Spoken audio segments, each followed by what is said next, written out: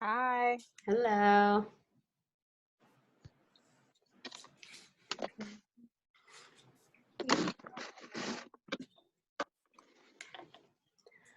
All right. I'm so sad that we can't see each other in person, but it is nice to see all your faces now. Um, I was wondering if we could do quick introductions before we talk about herbs, if folks feel okay with that. Maybe just tell us your name and the herb in your CSA that you're most excited to work with this month. My name's Lacey, and I'm most excited about nettles. I'm going to just kind of call out the names that I see around Paloma. Hi, my name's Paloma. I live in Baltimore, and I'm just excited about everything. Great. Caroline. Hi, I'm Caroline. I'm one of the interns with Lacey. I guess I'm most excited right now about Nettles also. Nice. Anna. Oh, my dog started barking. Really bad timing. We can come back. She's being quiet now. Hi, I'm Anna. I'm really excited about chickweed because there's actually a lot of it around. Can you guys hear me? Should I just? Okay. I'm excited about chickweed because I always see it in my yard, and I don't know what to do with it. So I'm excited to learn what I can do with it. All right.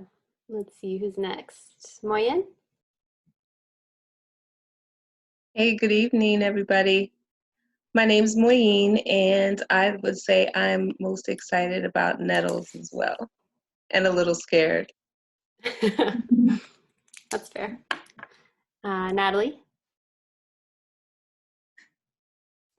Hi, my name's Natalie. I'm also one of the interns, and you know, it's Nettles. How about Jennifer? I'm Jennifer, and I'm definitely most excited about Nettles as well. Awesome. Mark? Hi, Mark. Oh, and I'm Becky. I think I'm excited about all of them, but nettles seem really interesting. Excellent. I'm excited to try vinegar. Awesome. Anthony? Oh, Nettles, of course. Yeah.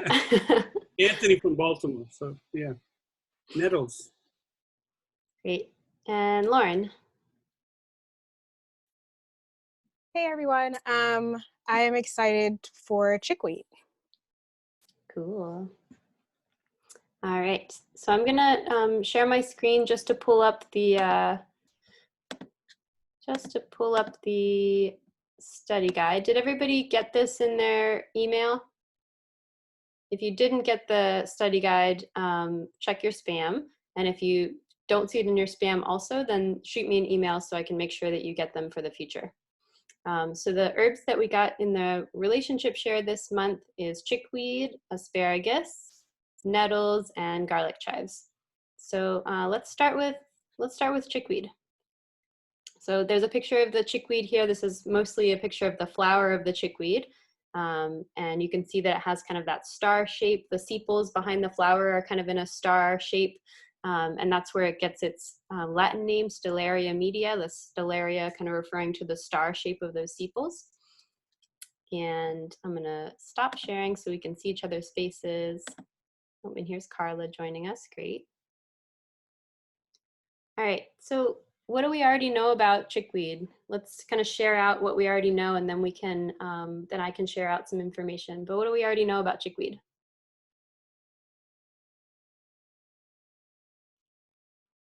It's an extremely common plant. It's around everywhere.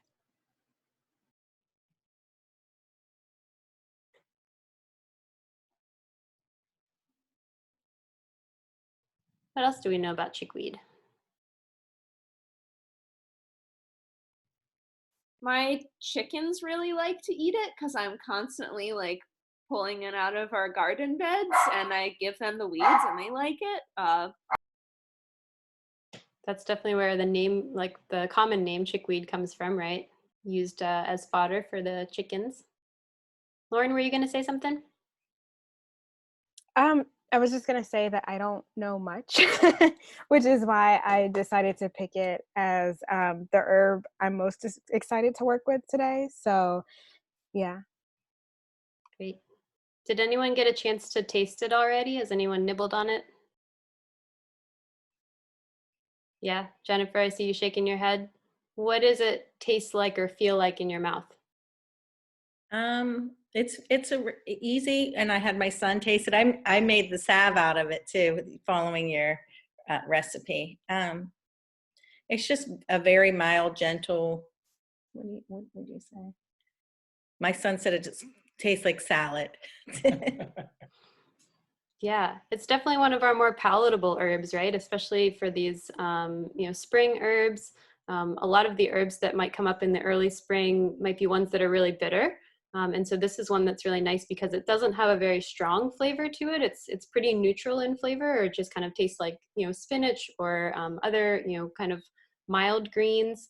And for the most part, I kind of feel like it's kind of succulent-like. It's kind of watery, right? If anybody has had a chance to kind of play with it or taste it at all. Yeah. So chickweed, I think of energetically, I guess, like what kind of properties it has. I think of it as being cooling and moistening. Right? And you might experience that also as you're chewing it, as you're eating it, that it has a lot of moisture and water content to it. And it's a plant that might feel refreshing, right, to have as a salad or as a snack. Anne, are you tasting it now? It definitely tastes like salad. Sorry, there's strange dogs outside, so my dog is being really loud. It's all good. All right. Quick Chickweed, question. yeah. I'm sorry. Didn't mean Go to ahead. Go interrupt. ahead. Is it? I don't know, because I'm tasting it now, and it's almost kind of reminiscent for me to like something in the mint family. I don't know if it's related at all, but it kind of gives that like minty aftertaste. Maybe it's more so the refreshing taste that you were talking about, but I don't know if anyone else noticed that.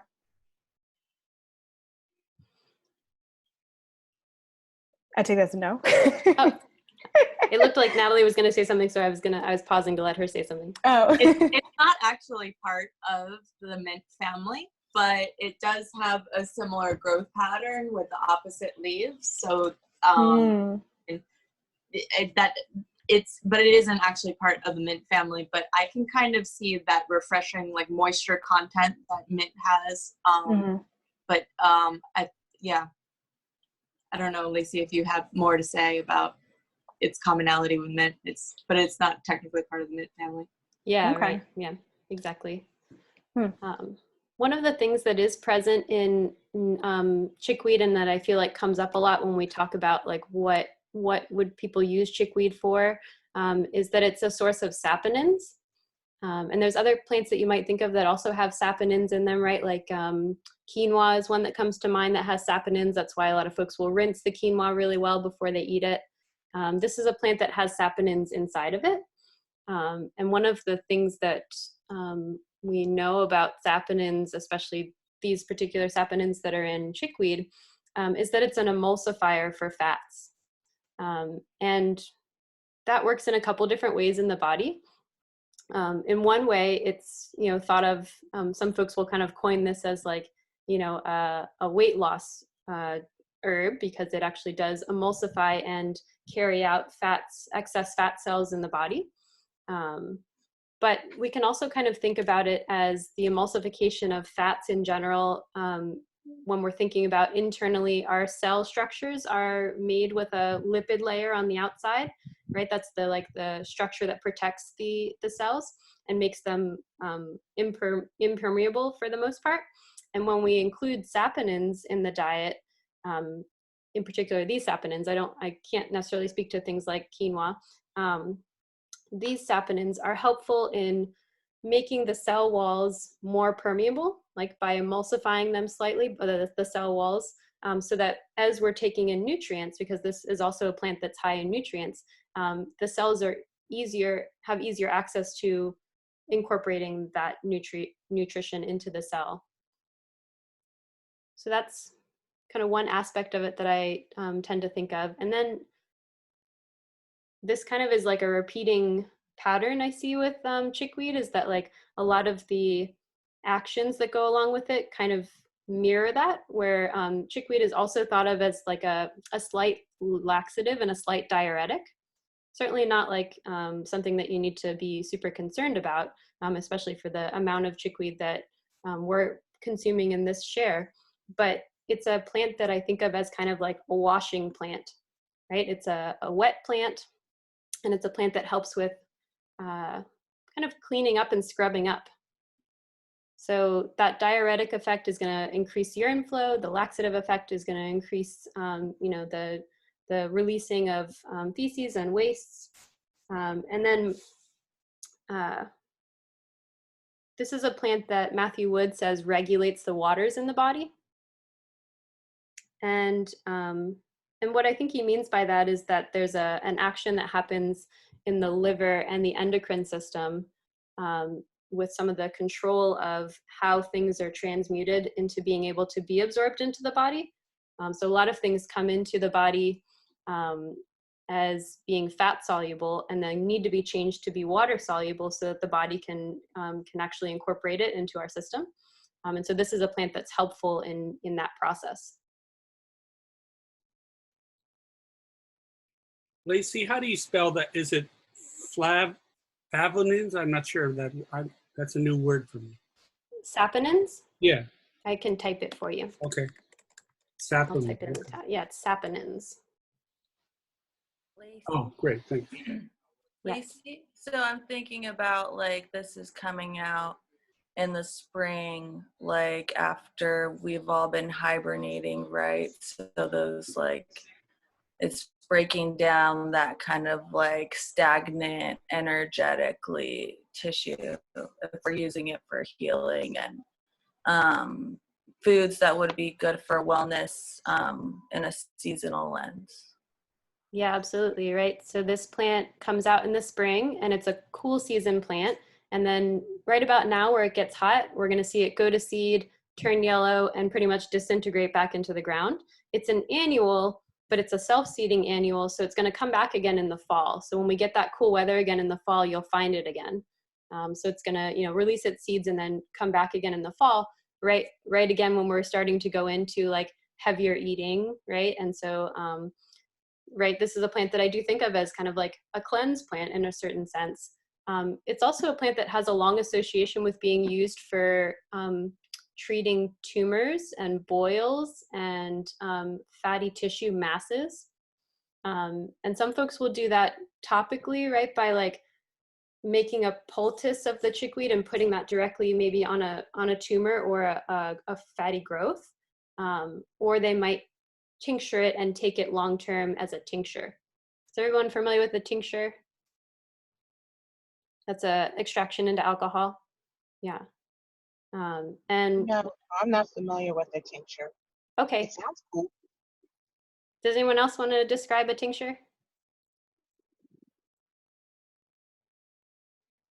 I'm happy to do it. A tincture is when we take the plant tissue and we chop it up and we put it into alcohol usually, and then that the plant metabolites that are in the plant tissue extract into the alcohol, and after usually about a month we'll press out the actual plant tissues and we'll just have the alcohol, but the alcohol will now contain a lot of those, like the saponins and the potentially some of the minerals and vitamins, depends on the percentage of alcohol that we used. But then we can take the plant in the form of a dropper of alcohol. So some folks like to prepare their herbs that way. This is an herb that you can eat, right? So we already know that we can use it as salad. We can put it into smoothies. We can make a pesto out of it.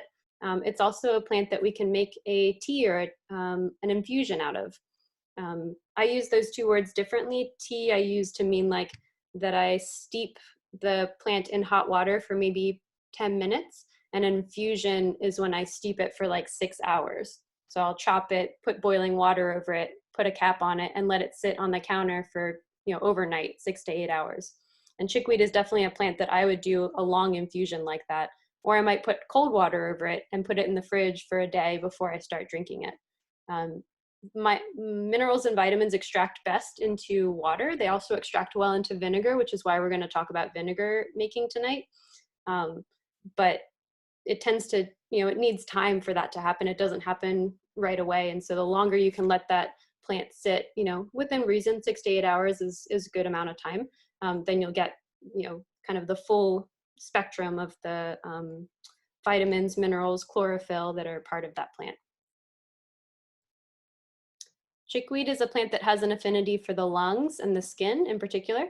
So a lot of people will think of this as a skin plant, right? That's Jennifer talked about making the salve. And so this is a plant, because it's moistening and it's also cooling. This is a plant that you'll think of when you have things like rashes or, like the end of poison ivy, when some people will start to get scar tissue or they'll start to get scabs from the end of poison ivy. This is a great plant to apply at that point. Sunburn, right? Like mashing up that plant and putting it directly on sunburn. And then the affinity for the lungs is actually an interesting one that I don't hear about a lot, but I don't hear a lot of people using it that way. But one that I wanted to bring up, especially since we're in this time of a pandemic that affects the lungs, it's a plant that is strengthening to the lung tissue as well. If I can add, actually, in Chinese medicine, they watch the blood flow pattern of the body, and they have a direct connection with the lungs and the skin. So they actually use the skin. They look at a person's skin to look at the condition of the person's lungs. That's super cool. That's super cool. It makes me think of fennel. I was talking to a acupuncturist recently about fennel and how all the old ancient texts say that fennel is for the eyes.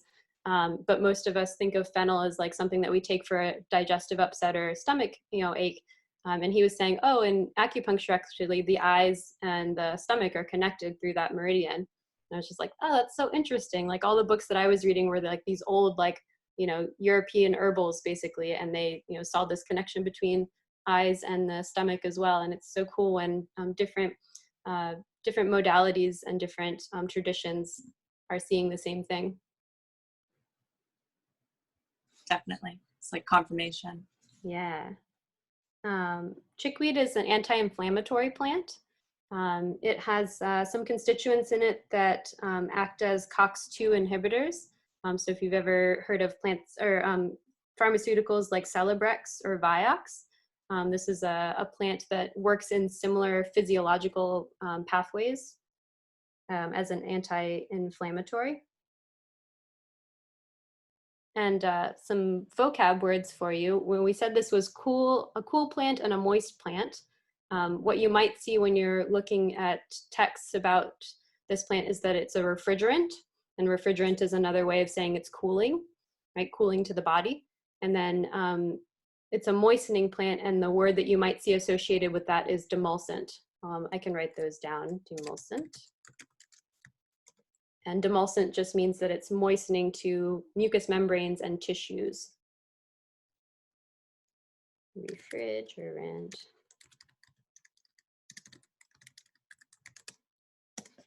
There you go. All right.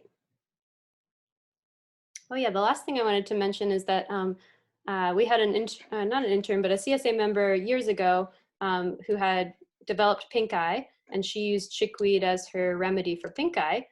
So she would go out and harvest it and kind of put it in a mortar and pestle and kind of get it juicy, and then put it on her eye with a patch. And as it would heat up over a couple of hours, she would replace it with a new one. And after, I think she said 3 days, 3 days was, the inflammation went down pretty quickly, but all of the symptoms of the pink eye went away after about 3 days. So again, kind of a plant that I think of as a plant that breaks down, sweeps away, and washes out different kinds of issues in particular, but certainly ones that have to do with fat and metabolism in particular. Any other questions about chickweed, or any other thoughts that have come up about what you might know, or questions?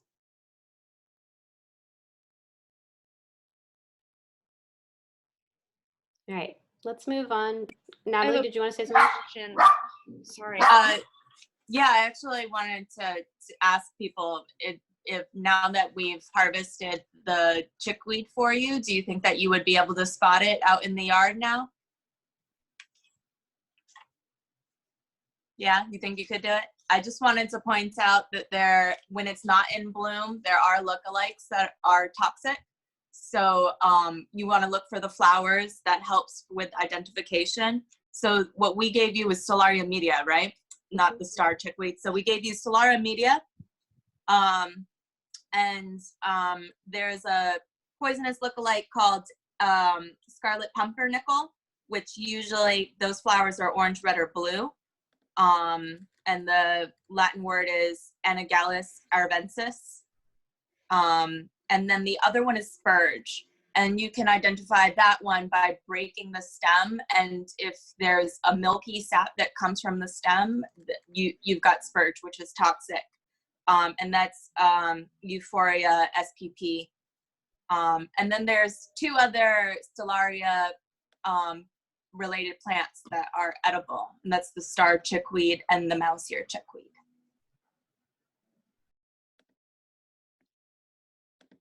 Great. Anna, did you have something to ask? That pretty much answered my question I was going to ask about harvesting it. So thank you. Yeah, here, I'll show you a picture real quick of the scarlet, here's the scarlet pimpernel. So you can see it has those same, opposite leaves, and the leaves kind of go down, they're not all the way down the stem, but they, cross, and then there's stem, and then they cross again. So that is, there's Kelly. So that is something to look out for. I've never come across this plant in my foraging, so I don't know how common it is in our area. I think it certainly is in our area, but yeah, I'm not sure exactly how common it is. But in general, if you're foraging plants, I recommend to watch that plant for the year first before harvesting from it, so that you can see it through its growth cycle and identify it at different times. And then if you're very new to foraging, having kind of 3 confirmed identifications, right? Confirm it in a book, confirm it with somebody who knows this plant very well, and then find another way to confirm it, maybe keying it out and looking at pictures, that kind of thing. But make sure that you're doing your due diligence to make sure that you know the plant that you're harvesting before you're ever ingesting it. When you say it's poisonous, Lacey, you just mean upset stomach and vomiting type thing, or is it more serious than that? I don't know. Do you know, Natalie, for this plant? No, the reference I have just says it's poisonous, and it does usually make a distinction between toxic and poisonous. So, but I wouldn't be able to tell you what symptoms you would get if you consumed it. Yeah, I don't know. Is poisonous worse than toxicity? Yes. Okay.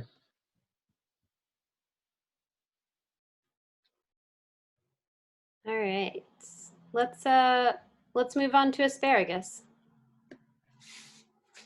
So first, how do people like to prepare asparagus already? What's your favorite go-to for asparagus? Steam or sort of quick parboil type thing, not cooking it too much. And then butter.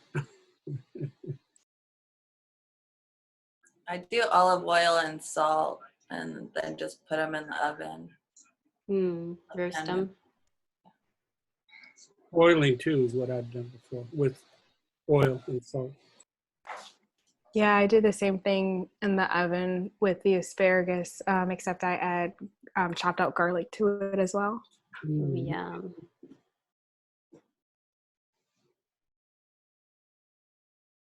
Anyone else?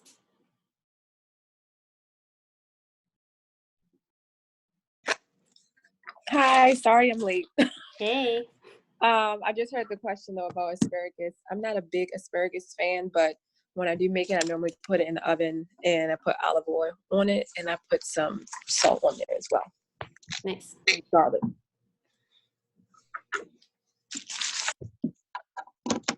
I actually recently made an asparagus soup with nettle tea in it as my stock.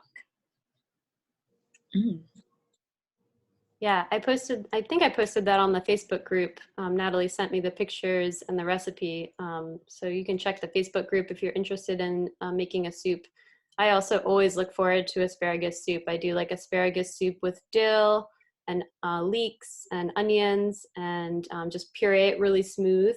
And then I oftentimes will eat it cold, you know, dip a little bit of bread or crackers into it.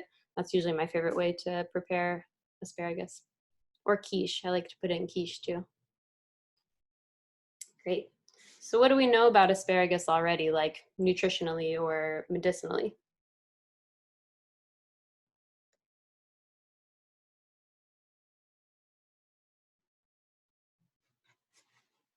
It's new for me medicinally, so I'm not really sure.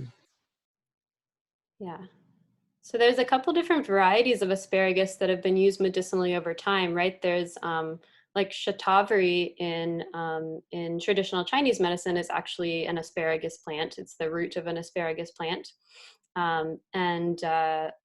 This plant that we are eating, you know, is generally thought of as a food, but also has been used both the stalks and the roots medicinally, mostly as a diuretic, right? So mostly as a way to promote urine flow. And, you know, there's lots of different reasons why you might want to promote urine flow, right? Like for some folks, that's, you know, maybe the urinary system is a place where they have issues like with urine retention or burning with urination. And so they're trying to kind of flush the system. Maybe there's kidney stagnation. Diuretics are also a tool for bringing down blood pressure, right? Like by kind of changing the balance there of water in the body. So some folks will use diuretics in that way. It's also helpful for things like edema when there's swelling. I think there's plenty of other tools that we have at our disposal for that as well. But that is kind of what the plant has traditionally been thought of as a plant for the promotion of urine flow. And so a plant that we think of like with an association with the kidneys and the urinary tract. And of course, it's a plant that we probably think about with urine because for a lot of folks, we like smell a particular smell when we've had asparagus, right? And I did a little research into that to try to see like what is that? And like, is that, you know, a good thing or a bad thing? I honestly couldn't find a whole lot of information on it other than like not everybody smells it.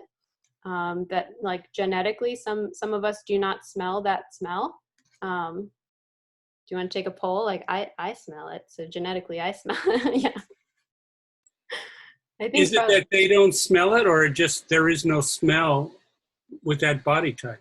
What I was seeing, I think it was an NIH study that I read years ago, was that everybody produces it and not everybody smells it. Oh, okay. Yeah. Which, yeah, but I couldn't find anything about like whether or not it's beneficial or like where exactly it's coming from. But what we do know about asparagus, one, it's a perennial crop, right? So it comes back every year, and those roots produce crop for up to 20 years. So it's a long-lived perennial crop. And one of the benefits of eating more perennial crops in our diet is just that we're able to create an environment that is mostly undisturbed, right? Like we're doing weeding on the surface probably, but we're not doing a lot of digging into the soil. And so we're allowing that environment to really become very rich. Of course, when we're creating environments that are monocultures and we're just planting asparagus, like there's some concerns there about there not being enough diversity. But in general, if we can create plantings that are, you know, perennial and we're not having to break open the soil every year, we're producing an area that, you know, has the potential to have a lot of nutrient content. You know, a lot of the nutrients that we get in our food come directly from the soil content and the bedrock of the soil. And then the microbes and the different plants that can go down and reach into those deeper parts of the soil can mutate, you know, and change those into bioavailable forms that we can then, you know, have in the form of the plant.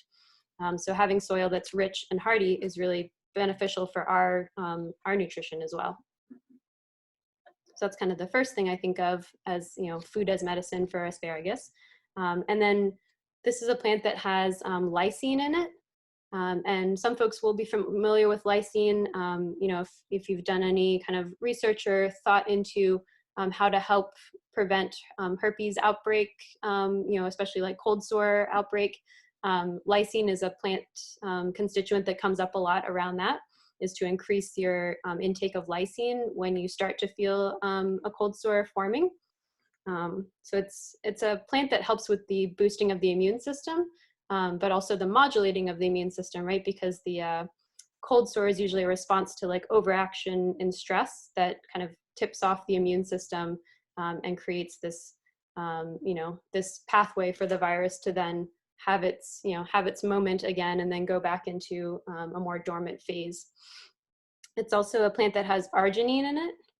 Do you need me to write these out for you? I think it's in the study guide, but I'm happy to also type them. If it's in the study guide, no, you Okay. don't have, for me, you don't have to. Okay. Arginine is also a plant that is helpful in circulation of blood and like the health of our circulatory system. It helps with the dilation of blood vessels. So again, kind of like helping to lower blood pressure by helping to have those blood vessels be more open and the blood to move more freely and smoothly through the body rather than through blood vessels that are tight, and that creates more pressure for the heart to have to work through. And it's also a plant that's high in folic acid, and I feel like folic acid might be one of the bigger aspects of this plant is that folic acid is really helpful in the synthesis and the repair of DNA, right? So throughout the course of our life, there's so many things that we do or come into contact with that damage our DNA, break our DNA, prevent the DNA from, you know, reproducing in healthy ways, and that, you know, eventually can lead to diseases and cancers. And so this is a plant that, you know, is high in folic acid, and folic acid is really helpful in protecting our DNA. I think I read a study that like up to 20% of America is like folate insufficient, or like, you know, does not get enough folate in their diet, and then like a large percent of people like maybe just get kind of adequate, but like if we can boost our folate ability, then we have, you know, kind of that extra protection that we might be looking for. And some of the research in particular was kind of around colon cancer, rectal cancer, and breast cancer in particular when it comes to folate and its usefulness.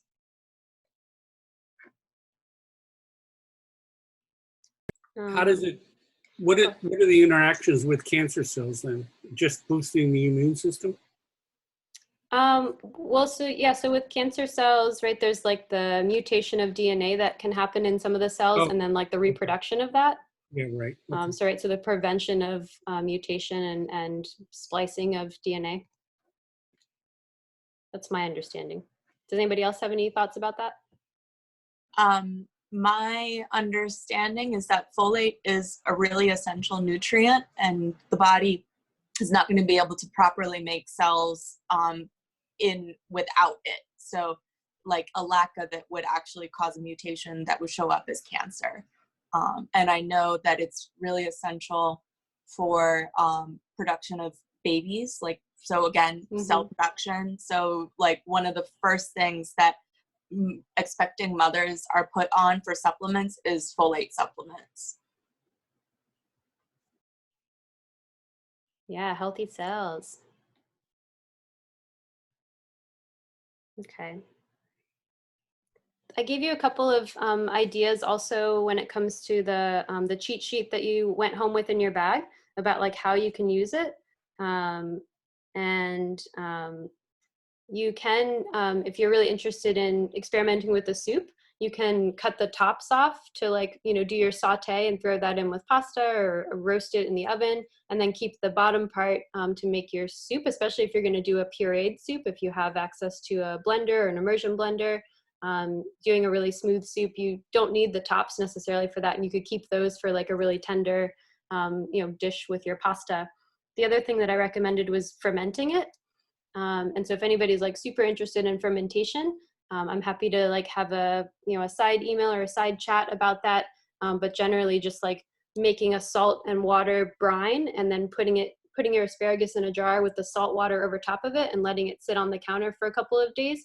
And then you'll see the lactic acid and the bacteria that are already present on the asparagus we'll turn that into a fermented product that then has, you know, more potential for being a probiotic and prebiotic food for your gut biome.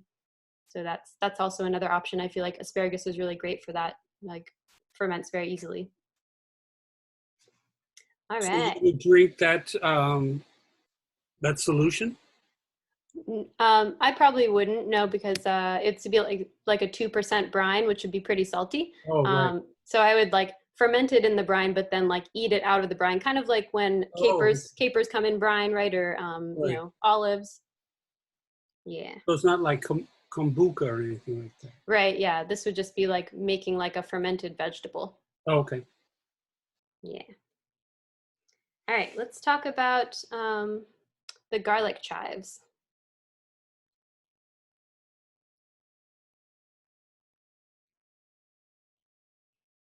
What do folks know about garlic chives already, or how have you used garlic chives?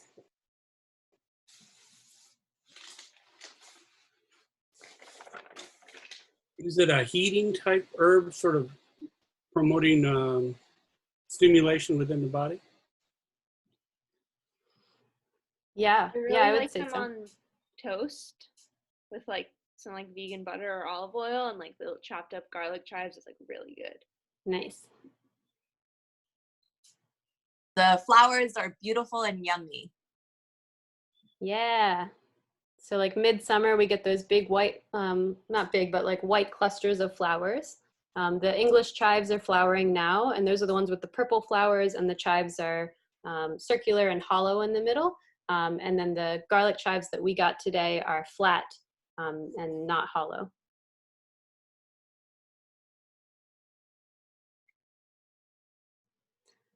Anthony, why would you, what makes you say that it is like a heating or stimulating plant? Well, I'm thinking of the garlic. That's, you know, garlic generally I think does that, but maybe the chives is more the stalks and the green part. It's not necessarily the garlic bulb or whatever. I'm perhaps confusing the two. No. You're correct. I just wanted to kind of like pull a little bit more from you, like why you felt that way. Yeah, certainly this is a pungent plant, right? Like it has that garlicky flavor to it. And a Right. lot of times with pungent plants, we think of those as being stimulating plants, both in Western, kind of Western herbalism, as well as like Ayurveda considers pungent plants to be stimulating. I don't know about traditional Chinese medicine, and I'd have to look through like some of my other books on, like I have like African biomineral books and stuff. I'm not sure if pungency like, you know, transcends all of those different traditions. Does anybody else know of other traditions that consider pungent to be also stimulating? Chinese medicine, they definitely describe like pungent as releasing, like an expectorant basically. Or, I mean, expectorant is when it's in the lungs, but pungent just means that it does move in Chinese medicine also. Yeah. So that's definitely how I think of like all the things that are in the allium family. So that includes like, right, our garlic, our onions, our leeks, our chives. Those are all in the allium family.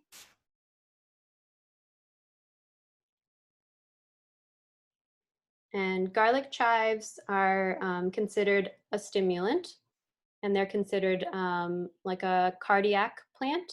So a plant, again, that kind of like stimulates the blood flow, and for some people, they can, you know, find that to be a plant that helps with circulation of blood.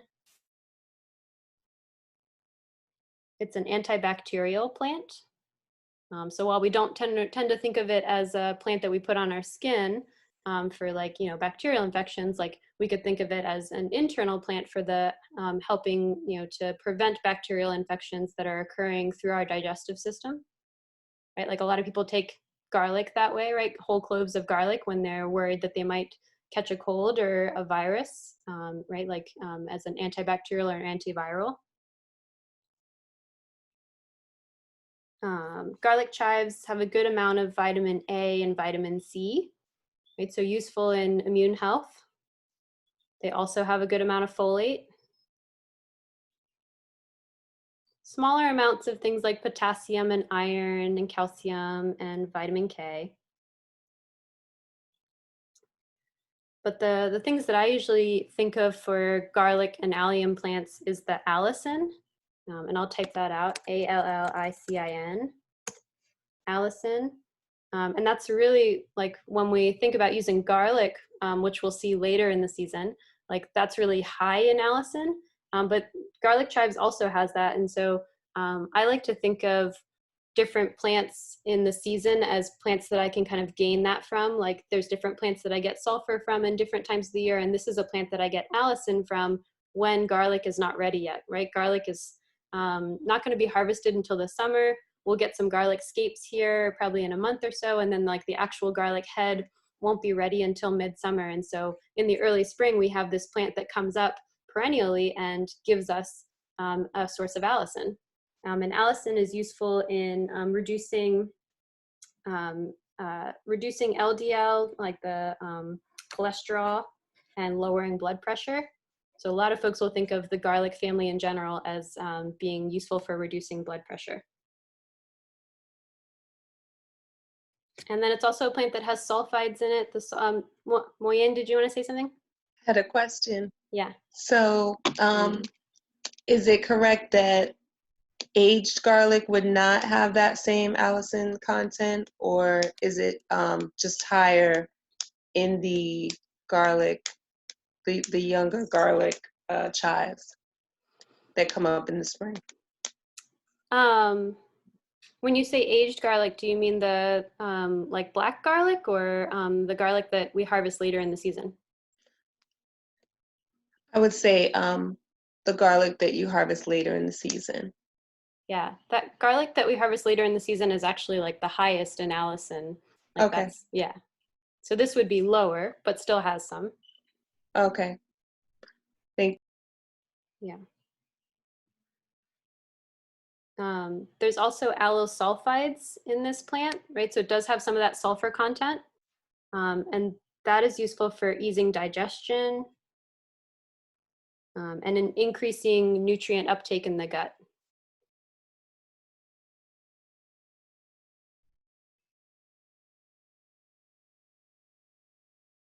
And then it's a plant that also has some quercetin in it, which lowers plaques in the arteries. So this is a plant that has an affinity kind of right for the heart and circulatory system, as well as the digestive system.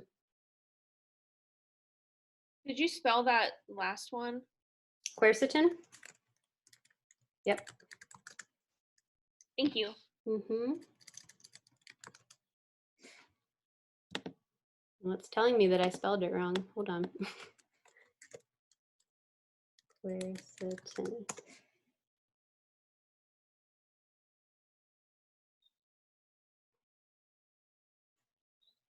Right, so, and this chive, you know, unlike the English chive, the chive that's circular and hollow, that chive comes from Europe, and this chive comes from China, and, you know, has been used extensively in all different kinds of Asian cooking from different countries in Asia.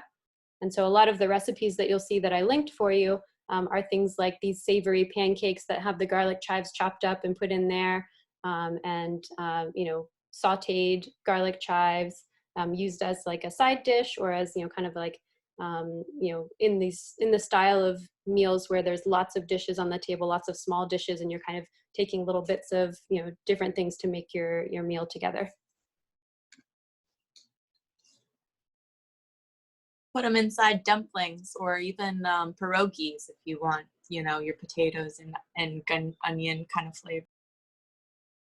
Yeah. And they last for a long time in the fridge. So this is not one that you need to feel like you have to like use right away. They're pretty hardy in the fridge for a while.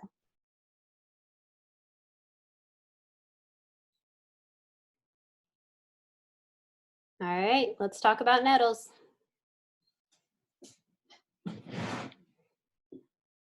Lauren, I remember you saying that nettles was a plant that you already have a relationship with. Can I put you on the spot a little bit and ask, like, what's your relationship with nettles? What do you know about nettles? Yeah, well, I know there's different parts of the plant that you can use depending on what effect you're looking to get. So if you want I believe the more nutrient aspects of the plant with, all the iron and the minerals and things of that nature, which I know some people have used for like iron deficiency, anemia, and things like that. Then you use like the leaf portions, things like that. And then I think it's the root is generally used for like BPH or benign prostatic hyperplasia in men. And then also it's got some great effects for seasonal conditions, so like allergies, due to like anti-inflammatory properties and immune modulation. So yeah, all that stuff. Like this is one of those plants that definitely, like, the different parts of the plants can have some pretty different uses and kind of like almost act as their own herb when you're harvesting them at the different times. So what we have today, right, is the leaf. A couple of you might have gotten ones that have flowers on it. I did see when we were bagging them, a couple of them did have flowers. So this is kind of like late in the season for harvesting the leaf, right? Like a lot of people will harvest their leaf in kind of like April and May. And we're kind of at the end of May now, so we're starting to go towards the season where they're going to be flowering, and people might start looking for the seeds to harvest, and the seeds have their own particular use. But we're using the leaves for right now. What do other folks know about nettle and the uses of nettle?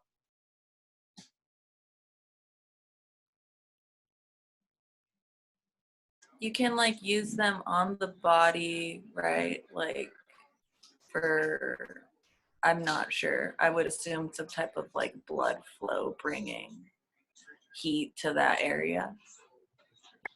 I think for like arthritis, people will intentionally sting themselves. Anna's right. That's what the Romans did. They would intentionally like beat themselves with nettles, but it's been a practice that has happened since ancient times. And there's actually studies that it does bring blood flow to the location, which then helps the immune system repair the area. Yeah, the technical term for that is urtication, and I'll put that in the chat, urtication. And that comes from the Latin name urtica dioica. So yeah, people will intentionally sting themselves, and this week was actually my first time needing to do that.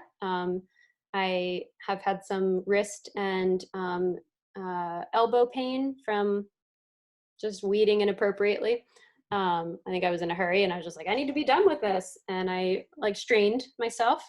And so I've had wrist and elbow pain for the last couple of days. And I've been putting, my salve on it with Solomon seal, but I wasn't really feeling a lot of relief. And then when we were harvesting some nettles, I was harvesting a bit for myself the other day. I decided I'd go ahead and sting myself and see, what that produced. And so I stung myself just in my wrist, but not in my elbow, even though I was feeling equal pain in both. And I have to say that, like, I got my little welts, got my stings, it buzzed for a while, and I felt like the heat and activation that was happening from that sting. And then, the pain in my wrist has definitely subsided over the last couple of days. The pain in my elbow hasn't really changed. So I'm, ready to go and sting my whole arm basically and see what happens with that. But it has become definitely a practice for a lot of folks that are dealing with joint pain in particular, and kind of like muscular pain, or they've torn muscles, right, and had kind of sports injuries or lifestyle injuries, that using the urtication, the intentional stinging of yourself to bring that fresh blood flow, right, to bring inflammation to the area, because inflammation is the way the body heals. So, kind of inciting that inflammation to happen in a more active way than maybe the stagnation that's happening if you have arthritis or if you have joints that are now swollen and painful from, from an injury. Lacey, how do you sting yourself? Do you just like tap it on there, or what does that look like when you're doing that? Yeah, for me, for when I was just doing this, like I just held my wrist and kind of like rolled it on the plant. But some folks will, hold the plant and literally like hit themselves with the plant. So you can kind of, that's a very heroic way to do it. If you want to do it like a little softer, like kind of touching those areas of the skin to the plant. The hairs are kind of like little hypodermic needles, and when they're pressed down, there's a little bit of silica on the top, like a little cap that gets brushed off, and then that acid gets released into the skin, and kind of sets off this reaction of the skin of being like, whoa, like that's a little bit painful, like that's hot. Kind of like if you've gotten like hot sauce on your skin and it was like kind of burning and painful. It doesn't last very long for most people, but it's different for different people. I tend to get little welts, and then sometimes, depending on how much I got stung, I might wake up in the middle of the night with like some like buzzing happening, or kind of like a tingling sensation. That happens occasionally for me. It hasn't happened with this stinging that I did. But yeah, basically you just need to brush the plant.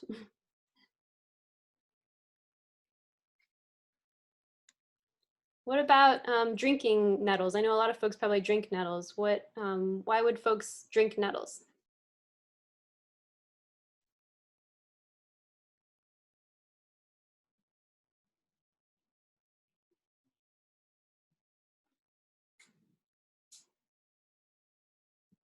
Okay, I'll tell you why I drink nettles.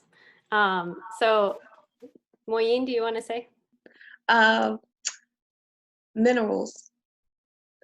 It's a great source of minerals when it's used as like I guess it would be an infusion for minerals and iron and chlorophyll.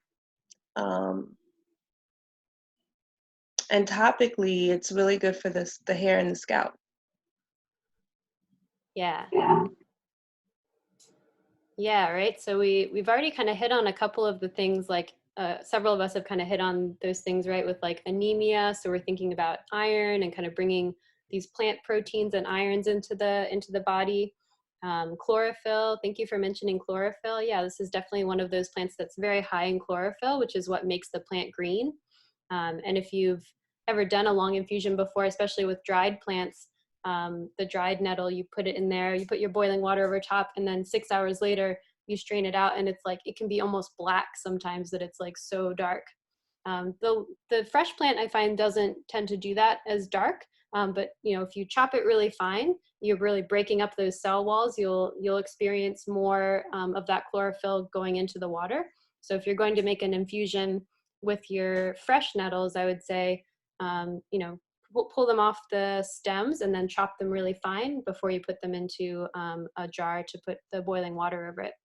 But yeah, this is a plant that's just like extremely nutritious, right? Like has so many vitamins and nutrients and minerals for us. And especially for anybody who, might struggle to feel like they have enough iron and energy in their blood and in their body. This is a plant that we think of as like an energy tonic.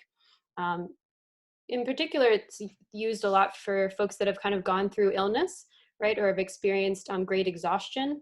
The seeds are used for kind of adrenal fatigue and kidney failure, but the leaves definitely have a lot of that property as well. So thinking about it as a plant when you've experienced nervous exhaustion or mental or physical exhaustion, as a plant of replenishing your body's ability to have that oxygen exchange, right? Iron is absolutely essential for us to be able to have correct oxygen exchange happening in the blood and in the body. And then chlorophyll actually is protective to the body in that one of the things that it does is that it binds to carcinogens and some of the toxins, like the aflatoxin that can be present with peanuts and corn and soy.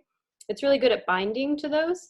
And then the body isn't really very good at dealing with the complex, the chlorophyll carcinogen complex. And so it tends to get flushed out of the body through the feces.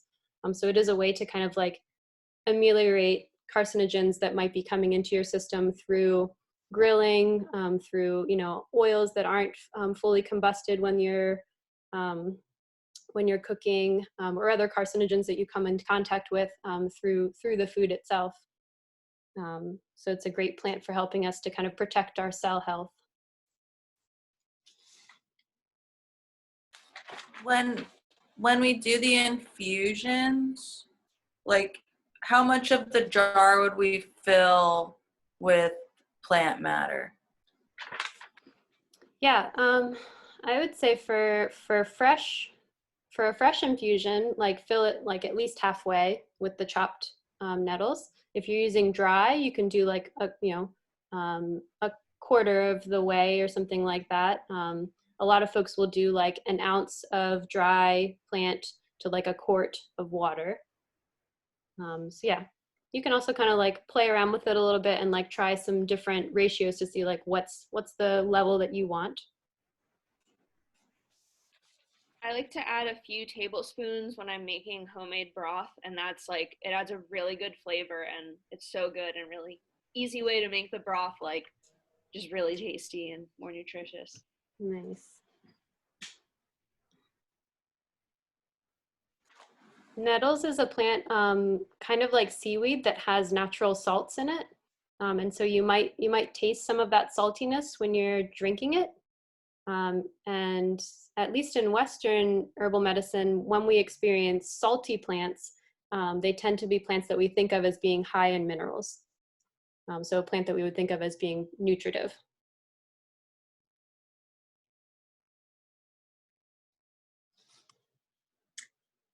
In Chinese medicine, salt, like the flavor salt minerals, is connected to the kidney system. And there's other modalities that consider nettles to be very nourishing to the kidneys.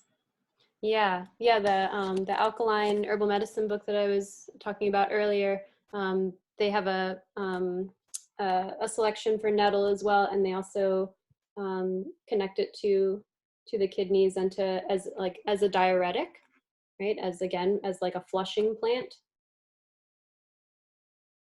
and for things like anemia and edema and poor circulation, like so again like kind of like regulating of this like this water exchange, right? Because blood is also water. My reference is also citing using nettle seeds in a study where it showed that the nettle seeds helped people with failing kidneys. Yeah. Yes. Yeah. So we're going to make a vinegar infusion with Caroline in a bit, and nettles might be one that you consider. Both because you can use it then in cooking, right? Like you can throw that nettle vinegar into your greens when you're cooking greens, or put a little bit into your beans, and then you could also use it topically, like Moyim was saying. It's a plant that is useful for the hair and the nails, and so it's especially when you're kind of putting it with the vinegar, you're also kind of working on the pH of the scalp when you're using a vinegar infusion on your hair. You'll want to dilute it down so that you're using maybe a tablespoon of the vinegar to like, a good like cup, 8 ounces or so of water. So you're not putting straight vinegar onto your scalp, which could be, painful and kind of caustic to the skin. But diluted like that can be really helpful for stimulating hair growth and stimulating healthy skin on the scalp. I had a quick question. Yeah. What was the spelling for the chemical that you said is on corn and soy that the nettle helps with? Yeah, aflatoxin. There we go. Thank you. Yeah. It's a mold, that forms on some plants. Like soy sauce can be a culprit for it as well, and some people are really sensitive to it. All bodies have to process that through the liver, but some folks are particularly sensitive to it and get a lot of reactions from it. I think in some cases it forms on peanuts as well. Yeah, peanuts, corn, soy, some fermented products. Yep. All right, so we could go like on and on and on about nettles. And I think that like for folks that are super interested in it, like if you're in the Facebook group, like let's continue the conversation there. But I would love to turn to Natalie now to talk about like how to process your nettles and think about using it as a pesto maybe. So Lacey sent this recipe to you. It's a really easy one. I liked it. But I'm gonna send it to you. But oh no, okay. It's in the email. I must have copied the email link instead It's in of the study guide, yeah. It's in the study guide under the Zoom call. So the first thing that I need to do to prepare these nettles is, well, I guess take the nettles off the stems, and you would probably like gloves. I've already done it, but I'll just show it to you really quickly. This is sort of late in the season for harvesting the leaves, so the hairs on them are pretty pronounced. But if you're ever out in like in a space and you didn't bring gloves with you and you find nettles and you want to harvest them, usually the tops have like less needles because of the smaller leaves have smaller needles on them. And you would just grab them and pull. You can take this part, but you don't want the stalk. The stalk is very fibrous, but you don't really need to worry about the stem that's attached to the leaf itself. If you want, you can take it off just for the leaves and use them like spinach leaves, but the stems are also fine. For the nettle pesto, I'm gonna need about half a cup of chopped nettles after they've been blanched. So before they're blanched, I'm gonna kind of get 2 cups, not really packed, like if it's packed, it's about a cup and a half. And I have a pot of boiling water, and I'll demonstrate to you the process for blanching. I'm gonna rotate.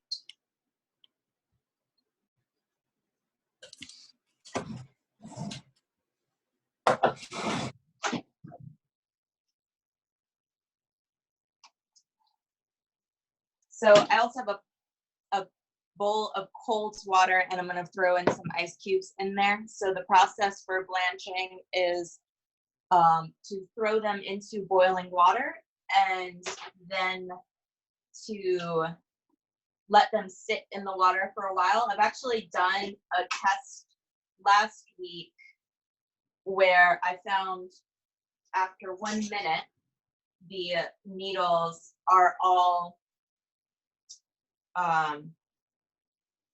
the needles are broken. So the boiling water is to get the acids that are in the nettles that actually make them stinging. And that's 3 different chemicals: fornic acid, and then Lacey, I don't remember the others, but fornic acid is the most famous one. Red ants will actually spray fornic acid to defend their territory, and that also burns when it's on the skin. So when you boil your nettles, those hairs break open and the acids degrade. Also, when you dry your nettles, the acids also degrade. And you don't really need to worry about the hairs. The hairs are just hairs. They're not needles. They don't actually have any stabbing quality themselves. It's just the acids that are inside of them. And alongside that is, if you smash them, that can also break the hairs open and release the acids. So if you make a pesto and you actually smash them, you don't need to blanch them for very long.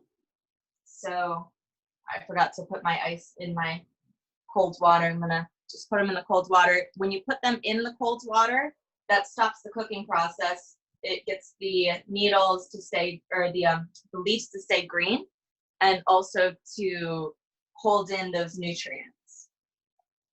I'm curious, guys, how's your comfort level in the kitchen?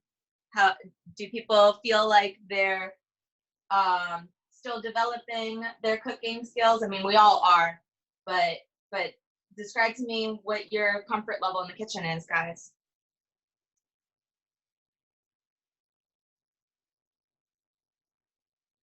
I am very comfortable in the kitchen.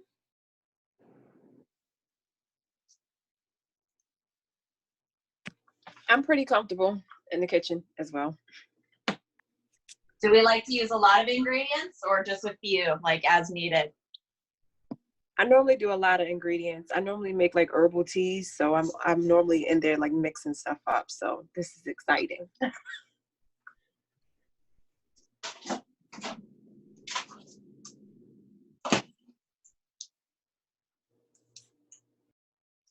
Okay, I'm gonna flip my camera back around. And then I'm gonna throw this ice in really quick just to stop them from cooking. I would normally, you would want to make sure your ice bath was prepared before you blanch them. Just don't do what I did before where you put your ice bath in the freezer and make one giant ice cube, bowl-sized ice cube for yourself. So to make this Nettle Pesto, you can use a mortar and pestle. And like I said, you wouldn't need to blanch it for as long.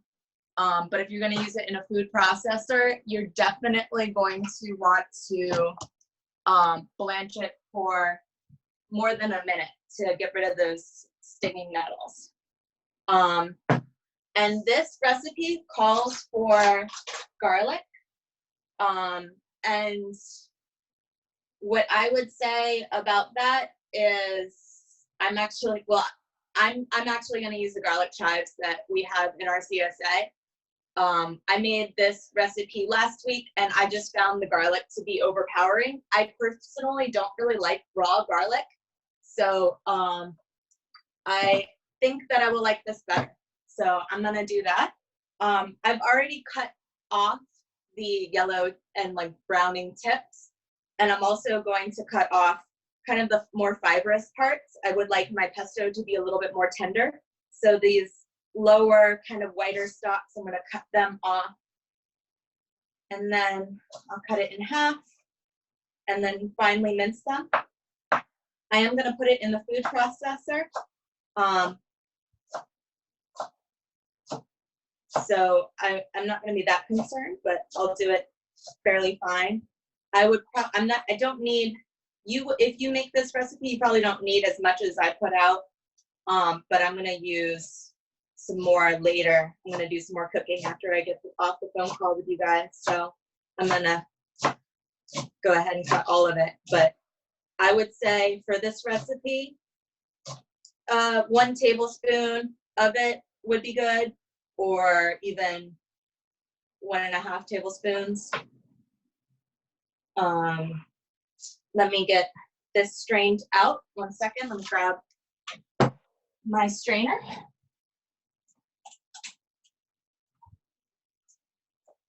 And I'll need to have some room on my cutting board for these guys. And I'll measure this out for you guys so that you know how much this yields. I'm expecting about 1/2 cup. Let's see.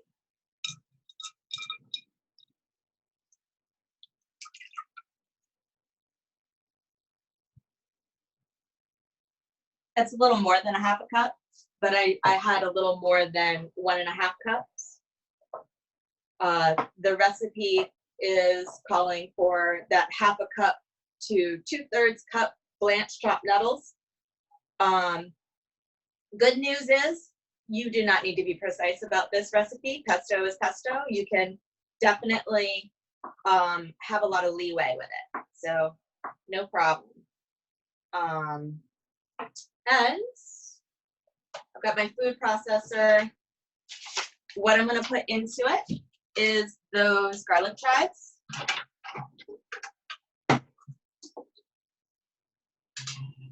Nettles are going in. Garlic chives, I'll put in tablespoon, heaping tablespoon. And then also the recipe calls for 2 heaping tablespoons of pine nuts. Pine nuts are literally the seeds that are inside of pine cones. And you can get them in the grocery store, but if you don't have them at home and you don't want to go to the grocery store, you can substitute walnuts, pumpkin seeds, even sunflower seeds I think would be good. Pistachios would also be nice. I've actually made a pistachio nettle pesto before and I enjoyed that a lot. This recipe is also a little unique because it calls for a grated cheese. I've never done that before, but I like it in there, so I'm gonna do that. Really, however much you want, I'm gonna put in 2 heaping tablespoons like the recipe recommends. And the last thing is an oil. You can make it a pesto, like a butter, an herbed butter by using room temperature butter, or you know, traditional pesto is the herb with the olive oil. What you want to do is actually add that in while it's running. But I don't want to deafen you guys, so I'll explain. So the amount of oil that you use depends on what you're trying to use it for. I'm gonna keep it as like a really thick pesto because I'm going to store it in the freezer afterwards. And that being thick, I can actually freeze it as a block, and I'll show you that part too. But if you're using it as a sauce, you're gonna wanna use more olive oil. You may even wanna add in butter and some lemon juice to kind of cut that oil for yourself, and some pasta water would also thin it out and make it more of a pesto sauce. You can add this, you can keep it thick like I am, and add it to mayonnaise. Yes. And you can use that as a sandwich spread. Very nice. Yeah, yeah. So my preference is just to keep it really, really thick. But if you're gonna use it right away, go ahead and just use a lot of olive oil or any kind of olive oil you want. But I would just say taste is really important. If you wouldn't really wanna dip your bread in the olive oil or the, you know, vegetable oil that you're using, I would probably, like, it contributes to the flavor. You can definitely taste it. If you guys visit us up in Frederick, I get olive oil from Main Street in Frederick from Love's, and they have some really good olive oil from different regions. So I'm gonna use the Antholia because it's really herbaceous. And I'm gonna mute myself while I run this for like 30 seconds. I'm gonna let it puree and then pour in 1 tablespoon of oil. Lacey, we need some of your sourdough bread right now. Yeah, sourdough and pesto. I still have that bread. I taught a class for Wild Ginger on Thursday night that was sourdough bread. And I'm actually gonna make some pesto and make a little grilled cheese for myself with that sourdough after this.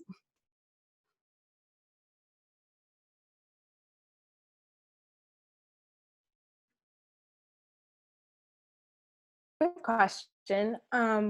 While she's blending, yeah, how long should we blanch the nettles? So she said a shorter period of time for blanching them if they're going to be pureed in the pesto. But on average, I guess if you aren't, you know, going to puree it or anything like that, what's a good time to blanch it?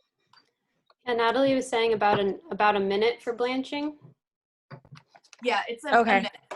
And I mean a minute for actually using a mortar and pestle. So like, or less than a minute for like, you may like blanch it for 20 seconds if you're going to use a mortar and pestle, because you're going to be certain that you're going to break those hairs. But here, because it's a blade, it's not getting all the surface area. So make sure you blanch it for over a minute. Like a minute and 10 seconds, a minute, like just make sure it's definitely a minute. Okay. So if you're actually going to crush it, it's less than a minute, but anything else a minute or a little bit over is fine? Yes. And if you're putting it in soups, like if you're pureeing it in soups, you don't need to blanch it because that cooking period is going to, yeah. Okay. That makes sense. Thank you. Right. If you wanted to use it as a salad, then you would need to blanch it. but it would be more enjoyable and easier for you to just saute it in some butter, and that period of cooking would break all, like the fully cooking it would break it up. Okay, got it. So just to show you, I didn't really stir it. I don't mind that there's kind of like whole pine nuts in here, a few whole pine nuts. The cheese you can see is grated, and this is just 1 tablespoon, and it's, you know, pretty moldable, but definitely not sauce-like. But what I'm going to do is freeze it for a future use. And I have a piece of parchment paper here. What I do is just plop it into the middle of that parchment paper. You can use wax paper also. You can even put this in an ice cube tray, or if you wanted, a plastic bag, sandwich bag. And I'm going to consolidate it and then smush it up and kind of roll it into a log. So I would even be able to cut off slices and put it on top of some fish or a steak as a garnish. And then you would either twist or tape the ends. And then that would be ready to go into the freezer for future use. And so ends the pesto demonstration. I love your freezing method. How do you, I guess, go about defrosting it? Do you just, like, if you were going to cook with it, as you said, you cut that part of that ice cube off and then put it on top of whatever you're cooking as is, or do you go through a whole defrost? Sounds good. I don't need to defrost it. Let me grab my other one. I have another one in the freezer. I'll show it to you.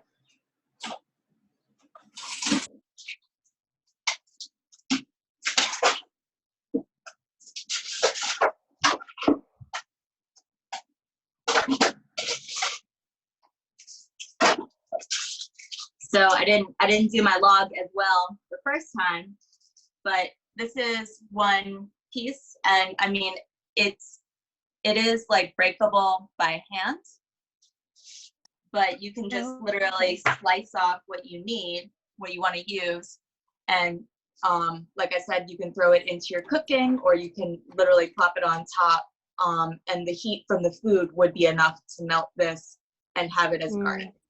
That's perfect. Thank you. Mm-hmm. Any other questions? When you blanched it, what's the texture of the leaves? Are they somewhat still crunchy? No, They're they're totally soft. kind of, they're not like frozen wilted spinach, but they're probably like semi-cooked spinach. Okay.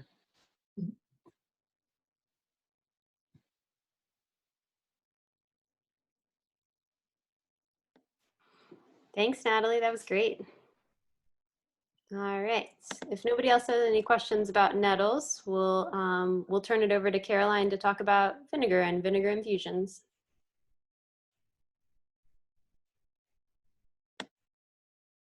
All right, so I have prepared a slideshow for all of you, before I do the demonstration. We'll go over a few things to know about the process and vinegar. So let me see how to do this.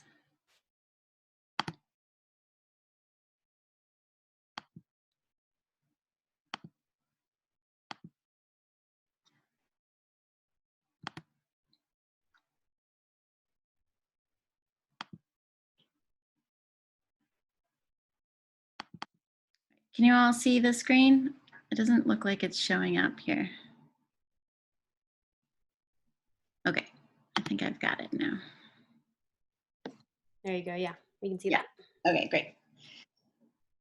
Okay, so we're going to talk about herbal vinegar, herbal infusions. Super easy to prepare.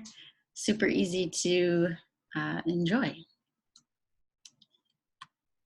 So first off, what is a vinegar? What is vinegar? We're all somewhat familiar with vinegar, just to some degree, I'm sure. But what's really interesting about vinegar is that it's very basic and very simple, really, to understand in how it's made. Any ethanol alcohol can be converted into vinegar if exposed to oxygen. Acetobacter bacteria is the bacteria that's responsible for this conversion of sugars. Acetobacter is present and thrives in aerobic environments. Aerobic is the presence of oxygen, and that creates the environment for the bacteria to convert the sugars, either simple or alcohol, into acetic acid, and acetic acid is vinegar.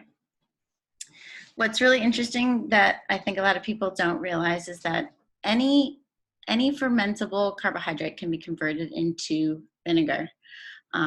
All types of fruit, apples, peaches, berries, dried fruit, dates, raisins, starches such as potatoes, any kind of potato, different types of sweeteners, different types of syrups, molasses, honey, sorghum syrup, maple syrup, as well as any kind of grain. We're all somewhat familiar with the fact that there are different vinegars available, and usually what they're fermented from is in their name, such as rice wine vinegar, red wine vinegar, white wine vinegar. And then in the case of malt vinegar, that is made from beer, so that's actually made from grain. So a few things to consider when starting this process. First thing would be raw versus pasteurized. Again, I'm sure we're all somewhat familiar with pasteurization. Pasteurization is basically heating a substance at high enough temperatures to kill any bacteria. This is used to kill harmful bacteria and to make things a little bit more shelf stable, of course. The downside with that is that not only does it kill the harmful bacteria, but it does also kill friendly bacteria. So Acetobacter is a friendly bacteria. So it's something to keep in mind when purchasing your vinegars or when considering making an herbal infusion, an herbal vinegar infusion. The raw contains active bacteria, the friendly bacteria. However, you can use either. You can use raw or pasteurized vinegar. You can use any vinegar for your herbal extraction. It doesn't, the pasteurization process and the absence of the friendly bacteria doesn't prevent the minerals and vitamins being extracted through vinegar. So that's something to consider, but also some other things you want to think about is vinegars are made in different ways through different carbohydrates, and a lot of them have different flavors. Obviously, they don't all taste the same. They don't have the same consistencies, and they also don't have the same percentage, acidity percentage. So something to keep in mind, I mean, balsamic vinegar, aged balsamic vinegar, particularly aged balsamic vinegars, can tend to be thicker than like a red wine vinegar. It certainly has a different flavor. It's definitely more robust. White wine vinegar is different than red wine vinegar. Rice vinegar is different than malt vinegar. So consider flavor when you're choosing a vinegar to extract your plant material.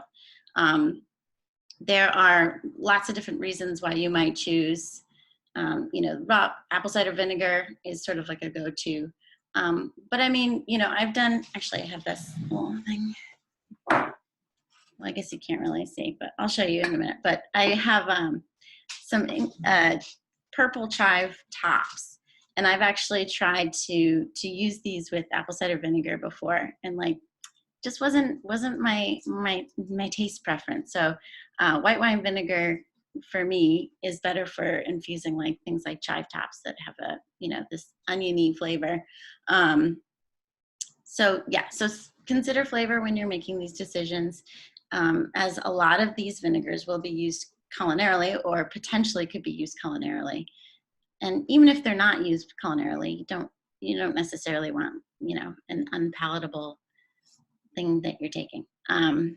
So the percentage, all you really need to know about the percentage, the acidity percentage, is the higher the percentage of acidity in a vinegar, just it comes down to dilution. So the less water is present. And it's just good to note because things like chickweed, which is what I'll be showing you how to do the infusion with today. Things like chickweed, like Lacey had mentioned, it has a high water content. So fresh wilting your plant material or using a dry material, all these things are things to consider with your acidity level. It comes down to dilution. All right, why are we using vinegar for this? Again, herbal vinegars are really easily incorporated into the kitchen. It's so easy to find applications for different vinegars, and once you start sort of adding that to your repertoire in the kitchen, you'll find a million different ways to use it. It's also economic. A lot of vinegar isn't terribly expensive. It's readily available. It's a way to preserve your plant material, your precious bounty. So, you know, if you have a small quantity and you're not really sure what to do with it, this is a great way to get to it. Again, in the example of chickweed, it doesn't really dry super well and you want to get to it pretty quickly, but you're not sure how to use it.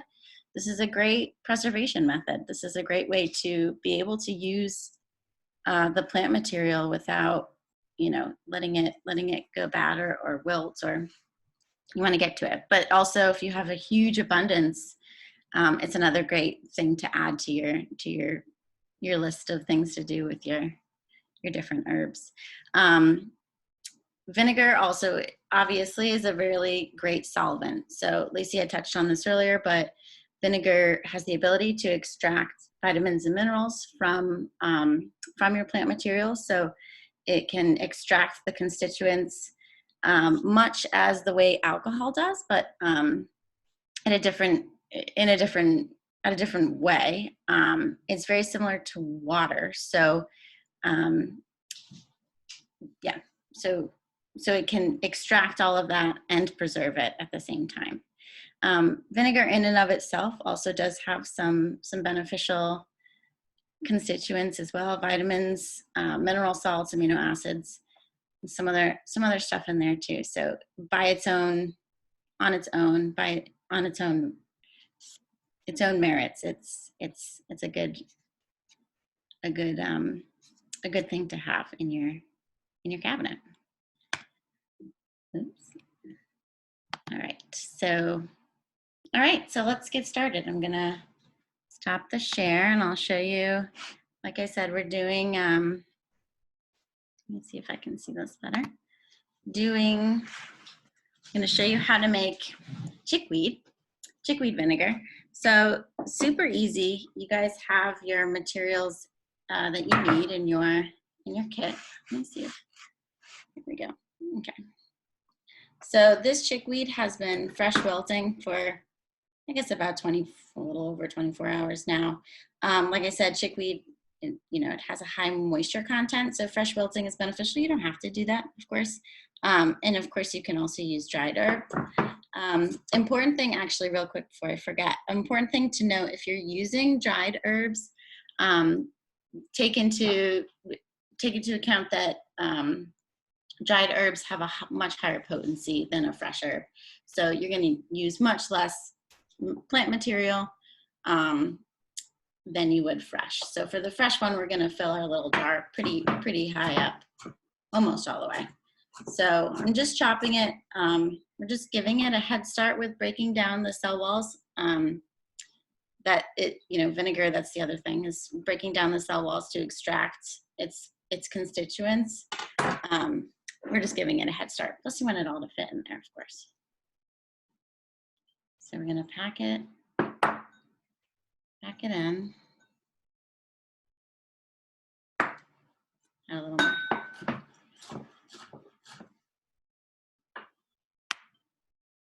So I'm using raw apple cider vinegar for this, and I heated it, and you don't have to heat it if you don't want to.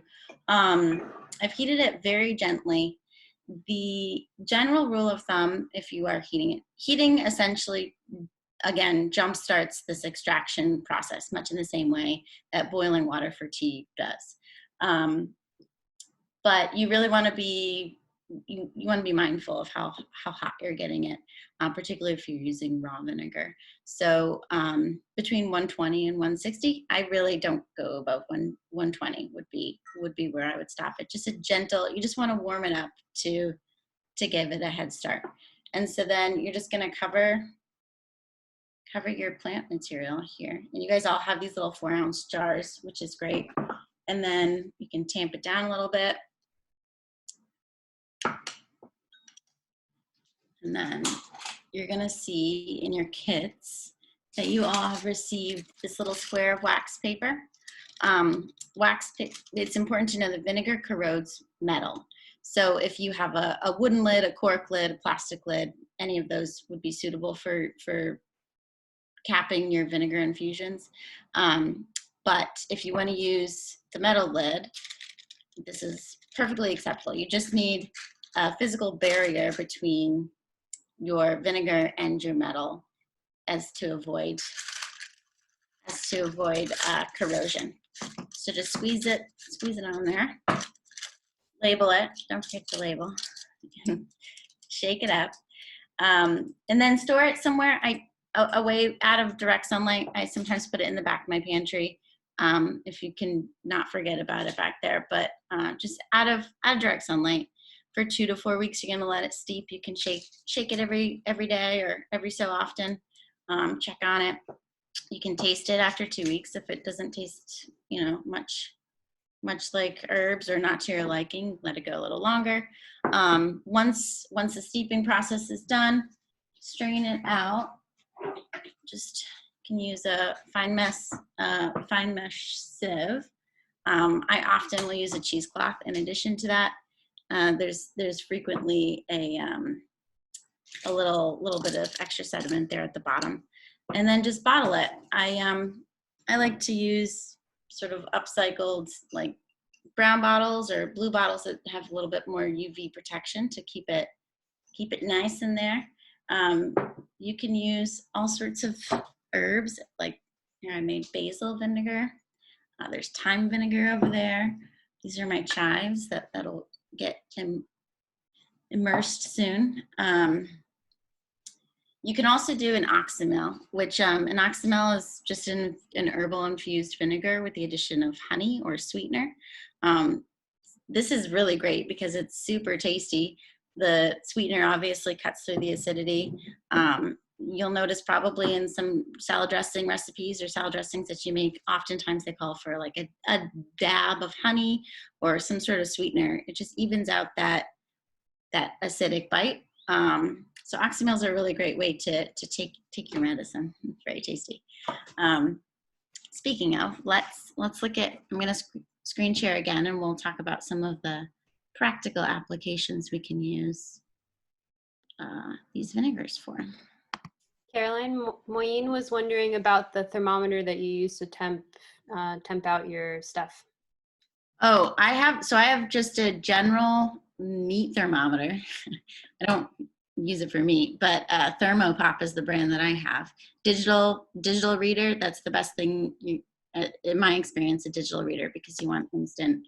You can use a candy thermometer though, if you have a candy thermometer, because that can sit inside the pot. Actually, that might be a good idea if you want to really monitor how hot it's getting. A candy thermometer would be a great one, but any kitchen thermometer will work. Generally though, like 120 is like, you can stick your finger in the pot and like, it's not so hot that you like immediately need to take it out, but like it feels hot. Yeah, yeah. Right, like you're not burning yourself by any means at 120, but you know you're also not probably wanting to leave your finger in there super long. It's like a little bit hotter than a hot tub, right? Okay, here we go. I had a question about the percentage for vinegar. Is like no water would. What's the range of percentages?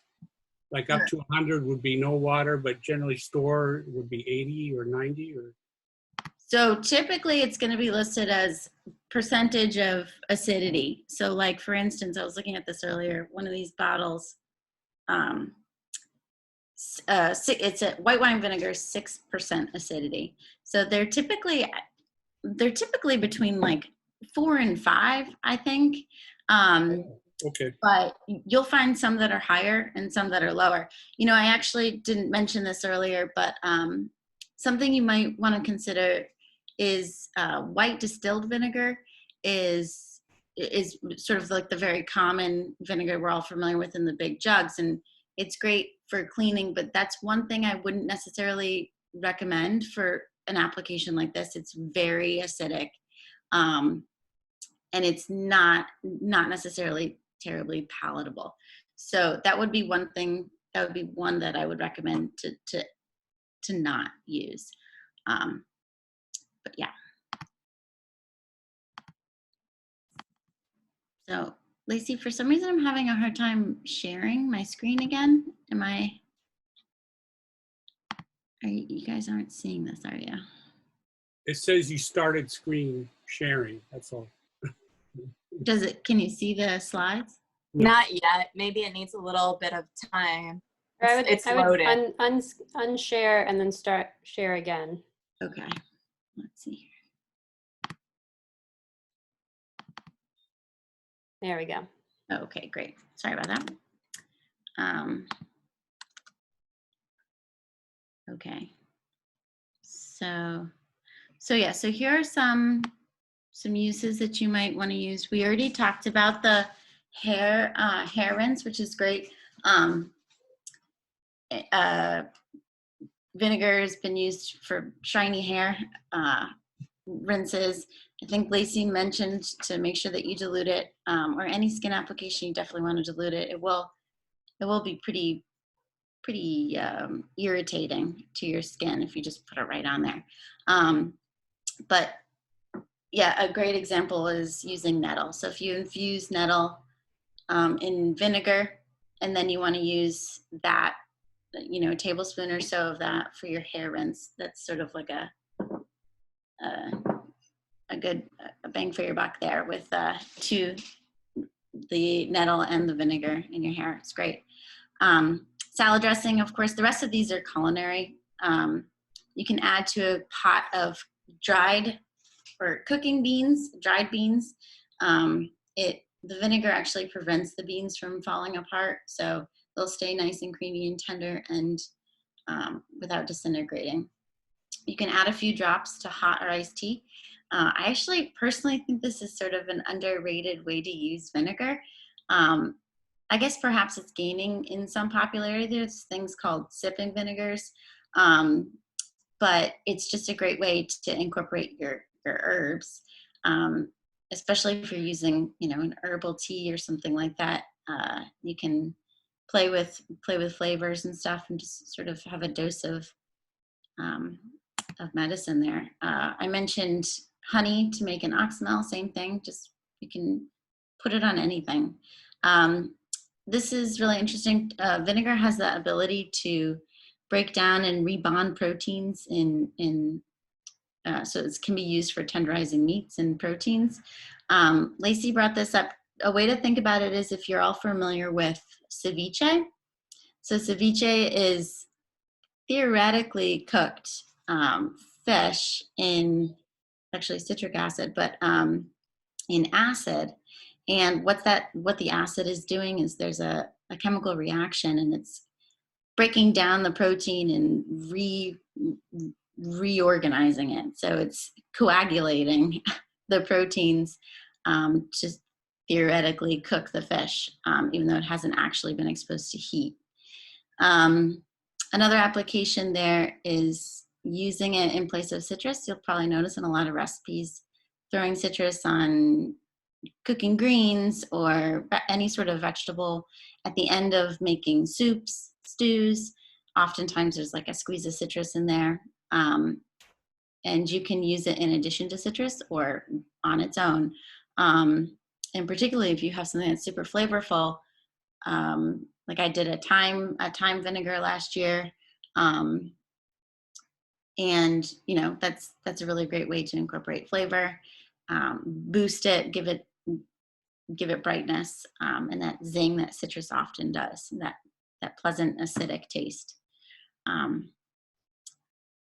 So yeah, and that's that. I think you all have any questions for me? Anything you want to ask?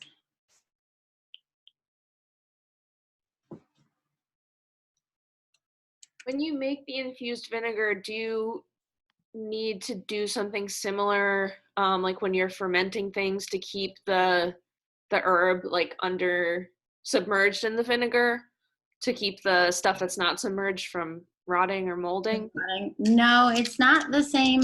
You do want to make sure it's submerged, and it's worth it to sort of continuously check just to make sure there isn't anything unwanted on there, but you'll fill it up pretty high, and you want to make sure that it's covering. That's another reason why giving it a shake is a good idea, but it doesn't necessarily have, you don't want to fill it halfway and leave, you know, a whole chunk of oxygen in there. It shouldn't mold. If anything, you might see like a little teeny, if you're using raw vinegar, if anything, you might see a little bit of a SCOBY forming on top of it. So you'll see vinegar advertised as like with the mother raw vinegar. And it essentially is, it's a little home for the microorganisms, the little bacteria. And you might actually see a little SCOBY form on the top of it. But other than that, yeah, just making sure that you're shaking it up, not letting it go too long, and it'll be good.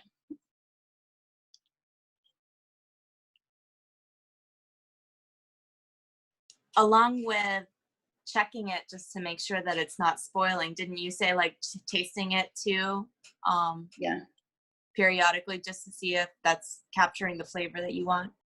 Yeah, definitely continuously. You can taste it after 2 weeks, for, you know, every day after that if you wanted to, just to see if it's getting to your liking. Yeah. Yeah, and then you would be able to obviously see what was going on in there. I do wonder if actually Lacey might know a little bit more. If you're continuously opening it, would that, you know, increase your risk of exposing it to bacteria? I don't think so, as long as it's still full, you know. Yeah. Yeah. One thing that happens with tincture making and vinegar making is sometimes you'll fill it to the top with vinegar, and then the next time you go to open it, there'll be a gap, and you're like, where did that vinegar go? Like the plant will pull that vinegar into its body, and so you might have to top it up, you know, the next day. That's pretty common with tinctures and vinegars. Like after a day or two, open it up and see if you need to top it up a little bit to make sure that it's fully covered again. Yeah. Also, occasionally you might get some plant material that sticks to the lid, the top of the lid. So it's also worth looking into that, because if they aren't near the surface of the water in the vinegar, they could potentially, you know, the plant material will be sticking out in that oxygen, very little oxygen, but it's worth making sure there's nothing sticking at the top. Have you ever used red wine vinegar? Or you're always using raw apple cider vinegar? No, I'll use different vinegars for different herbs. Okay. Yeah, definitely. So my go-to is the apple cider vinegar, particularly for herbs that I want to extract. That my goal is really for mineral extraction or vitamin extraction. Okay. But any of them will work. And like for instance, here's the chives. I've tried it with apple cider vinegar, and just my preference wasn't, the taste wasn't my preference. So I prefer the white wine vinegar for things like this. So yeah, it comes down to preference, and you can use them. You can use whatever vinegar floats your boat.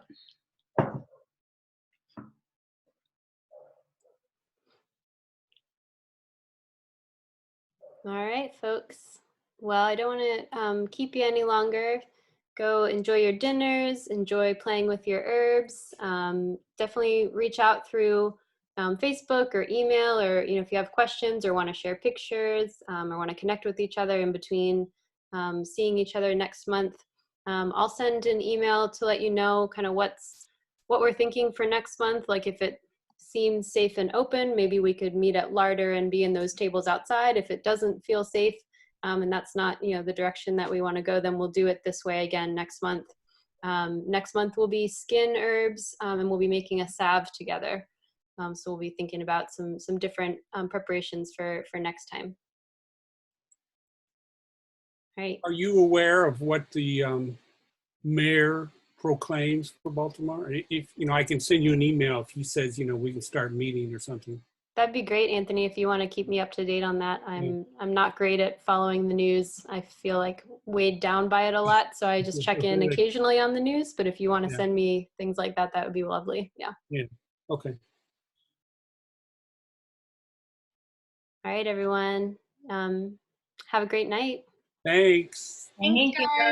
You made us something to do. Thank you. Thank you. Thank you. Yeah, nice to see everyone. All right.